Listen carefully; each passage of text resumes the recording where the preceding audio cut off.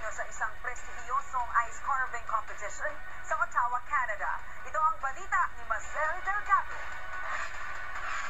And the grand prize winner of the Rogers Crystal Garden International Ice Carving Competition, fighting's last ride, la dernière chevauchée des Vikings carved by sculpté par Ross Baizas and Antonio Baizas, both carvers representing the Philippines.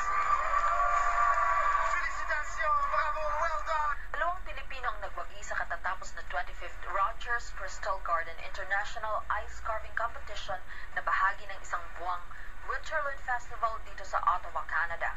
Ayon sa magkapatid na Ross at Antonio Baizas, na tubong Paite, Laguna, ilang araw pa lamang bago ang competition ay lubos na silang naghahanda para mabuo ang kanilang obra maestrang The Vikings Last Ride.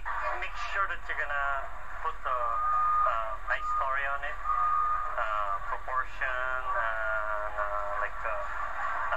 detail as possible. So, love what you do, as an inspiration, and try to challenge yourself. If you challenge yourself, then you're gonna improve and improve and improve every time you do this. Ang prestiyosong Rogers Ice Carving Competition ay nilahok ng iba't ibang professional carvers sa buong mundo, gaya ng Russia, Estados Unidos, Sweden, Poland, France at iba pa, at ng iba't ibang probinsya ng Canada.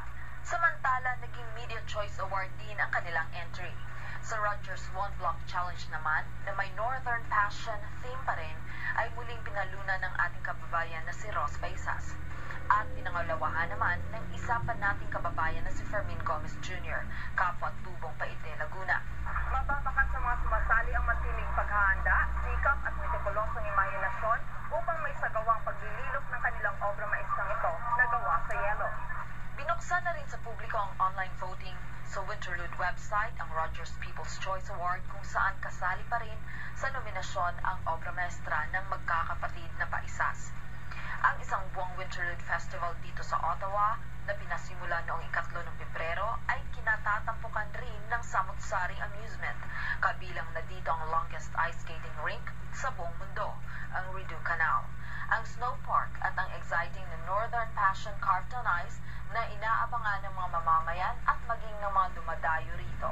Mula dito sa Rogers Crystal Garden, Confederation Park, downtown Ottawa, Marcel Delgado para